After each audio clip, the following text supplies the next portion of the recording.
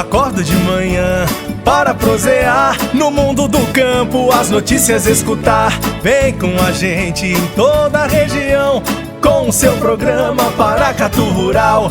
Tem notícias, informação e o mais importante, sua participação. Programa Paracatu Rural. Programa Paracatu Rural.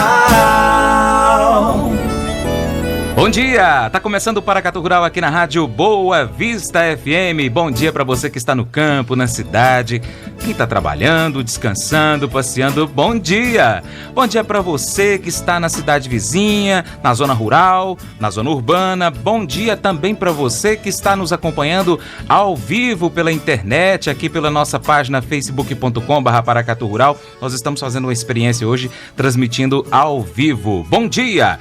Nós vamos começar o programa de hoje, viu, Célio Roberto? Bom dia para você.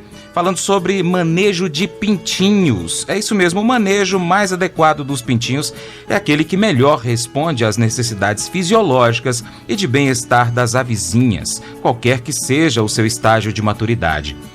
O manejo em avicultura procura conjugar o trabalho manual mais simples aos mais avançados conhecimentos técnicos científicos. Isso permite a tomada de decisões geradoras de várias consequências econômicas e administrativas quanto ao empreendimento.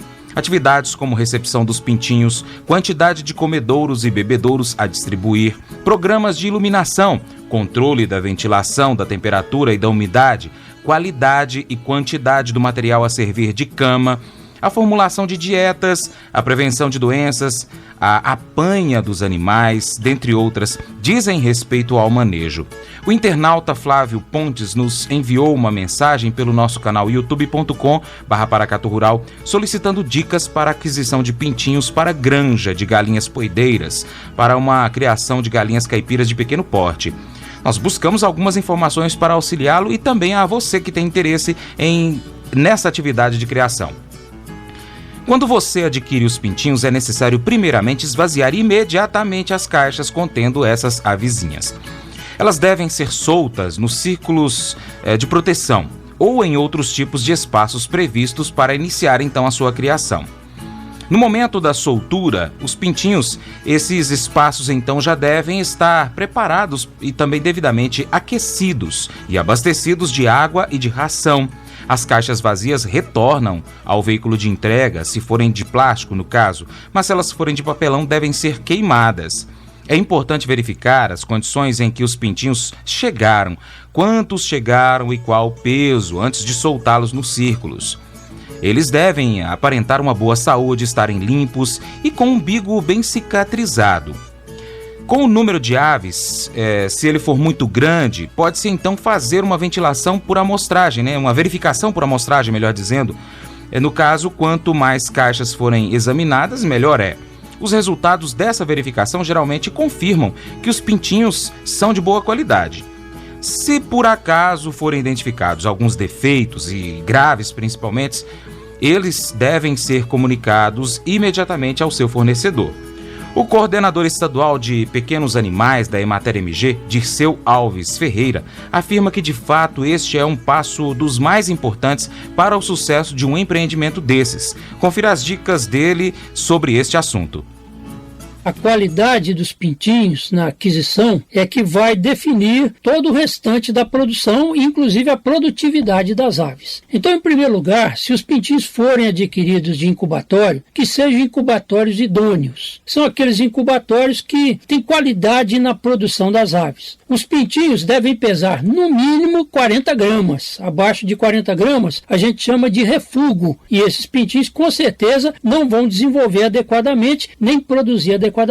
Se é comprado de incubatório, o pintinho tem que vir com algumas vacinas, principalmente a vacina de boba e a de mareque, que são as doenças que mais acontecem na criação de aves caipira. Se tiver também vacinado contra meia dose da doença de mareque, também é muito bom. Então, cuidado na vacinação dos pintinhos para que eles cheguem no criatório já protegido contra as principais doenças que acontecem na granja. Um outro cuidado muito importante é olhar o umbigo dos pintinhos. umbigos. O umbigo deve estar curado e sequinho. Pintinho com umbigo defeituoso é pintinho que com certeza vai morrer em um período muito curto. Outra questão importante é verificar a primeira defecação do pintinho. Durante o processo de maturação do pintinho dentro do ovo, as fezes dele, chamadas de mecônio, vão sendo reservadas perto da coácula. Então os pintinhos, ao nascer, eles têm que estar com a coácula limpa e sem essa retenção das fezes que a gente chama de mecônio. Daí para frente, os cuidados principais são de colocar o pintinho na temperatura adequada, em torno de 36,5 a 37 graus. É muito importante que nos 10 primeiros dias ele receba calor, porque ele nasce com um sistema de produção de calor deficiente e se ele não receber calor, ele vai morrer por hipotermia. Então o pintinho tem que receber calor. Esse calor pode ser de uma campânula a gás, pode ser de uma campânula até a lenha, uma lata de 20 quilos com carvão em brasa, e os pintinhos então são acomodados ali próximos dela para receber calor, principalmente durante a noite, quando esfria, e os pintinhos então podem chegar até a morte. Ao nascer ou ao chegar na granja, o pintinho não deve receber ração. Nesse momento, eles devem receber água com açúcar. Então você pega 1 litro de água, uma colher dessa comum de açúcar, mistura bastante e esse vai ser o alimento do primeiro dia. Somente no segundo dia é que o pintinho então vai ter acesso à ração. Então esses cuidados são fundamentais para o desenvolvimento do pintinho. O jornal que fica no fundo da gaiola ou do local onde os pintinhos estiverem tem que ser trocado diariamente. Os pintinhos não devem ter muito contato com as fezes, porque pode aparecer uma doença chamada coccidiose que pode levar os pintinhos à morte. Então basicamente os cuidados com os pintinhos são esses, né? Os pintinhos então devem ficar num pinteiro e não junto com a galinha andando pelo quintal. No pinteiro então ele vai receber todos esses cuidados por volta de 10 dias, já com o empenamento começado a nascer. Os pintinhos então podem ser soltos e acompanhar a galinha daí para frente. Daí para frente também passam a receber ração normal e crescem e vão chegar à produção normalmente. Muito bom. Nas condições brasileiras, só se justifica criar frangos em ambientes abertos, pois é, dessa ventilação natural, não é? Sabe-se então que a temperatura ideal para os pintinhos a partir da 3ª semana de vida é de 21 graus Celsius. Este limite é facilmente então ultrapassado nessas condições que a gente vive aqui no Brasil. A gente vive aí com uma temperatura muito acima disso. Entretanto, se você usar ventiladores, vai amenizar os efeitos nefastos das altas temperaturas na criação de pintinhos. Para manter as condições ambientais dentro dos limites razoáveis, nunca se deve ultrapassar a densidade máxima de 14 aves por metro quadrado. Qualquer que seja o tipo de aviário, o estado da cama do aviário é o fator que mais limita o número de aves por metro quadrado. Sempre que se aumenta a densidade da criação, a qualidade da cama então vai piorar. Isso se explica pelo fato de uma maior densidade acarretar então aumento na produção de dejeções por unidade de superfície. Em consequência, sempre haverá maior umidade e produção de amônia naquele ambiente. A cama também se torna compactada com a maior facilidade nas altas densidades e o resultado é um pior desempenho dessas aves. O material a ser usado como cama do aviário nos primeiros dias deve ser sempre novo. Isso quer dizer que, mesmo que tenha aí decidido utilizar uma cama já usada em um outro lote, a cama dos pintinhos de um dia deve ser nova. Justifica-se esse fato pelo que os pintinhos, quando ao nascerem, vêm de um ambiente praticamente estéril, que é a casca do ovo. E então, o sistema de imunidade local gastrointestinal ainda se vai desenvolver pela ingestão moderada dos micro-organismos naquele ambiente. É esse contato moderado com as bactérias que vai permitir o desenvolvimento da imunidade local. A cama nova, se não for bem armazenada, pode ser portadora de microtoxinas produzidas por fungos que nela se desenvolveram. Isso pode ocorrer mesmo que a sua aparência seja boa. De qualquer forma, seu aspecto deve ser sadio, sem compactações e também sem formar poeira. No início da criação, ela deve ser virada com um ancinho frequentemente para que o material se torne airado e solto, melhorando então a sua consistência. Estamos de volta. Como eu disse anteriormente, ao soltar os pintinhos nos seus locais de criação, os bebedouros já devem estar devidamente abastecidos com água fresca. O tempo decorrido desde a eclosão já fez as aves perderem uma certa quantidade de água corporal, principalmente via respiração.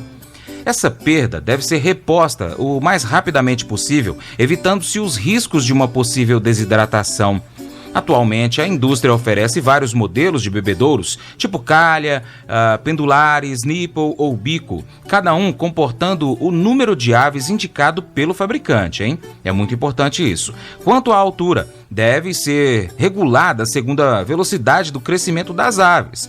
A norma geral é colocá-los a uma altura tal que que permita então, melhor dizendo, às aves passar por baixo desse bebedouro facilmente. Nos 3 primeiros dias de vida, não há muita urgência em se administrar a ração aos pintinhos, mas que seja distribuída logo para poder favorecer o seu rápido aprendizado do que é alimento. Os pintinhos nascem com uma reserva de alimentos de origem embrionária, contida no saco vitelino, suficiente para os 3 primeiros dias de vida. Desta forma, não há muita urgência em se administrar a ração imediatamente, mas que seja distribuída logo para poder favorecer um rápido aprendizado dos pintinhos. O que é o alimento, né? Pois é, então fica mais fácil. Existem várias alternativas para os primeiros dias, por exemplo, usar bandejas de plástico ou então uma tampa de papelão da caixa, daquela que veio com o pintinho, né? Sobre então você vai colocar a ração. As laterais desses equipamentos devem ser uma altura aí de 5 centímetros aproximadamente, porque facilita a entrada do pintinho. Cada bandeja mede em torno de 60 por 40, né? 60 por 40 centímetros, suficiente então para 80 até 100 aves. Mesmo que haja um pouco de desperdício de ração, ela é de pouca importância nessa fase. Existe um modelo de comedouro conhecido como copo, feito de alumínio, com aberturas que permitem que a ração escoe para o seu prato.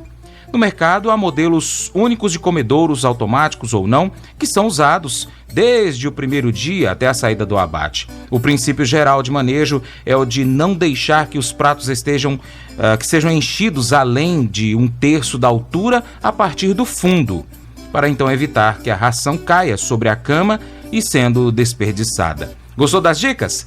A gente sempre tem essas dicas importantes aqui para você e a sua participação é muito importante. Você pode participar do nosso programa mandando uma sugestão de matéria, uma dúvida sua, através do Zap Rural, da nossa página do Facebook, do Instagram. É só digitar Paracatu Rural, super fácil, né? O Zap Rural é o 991810123.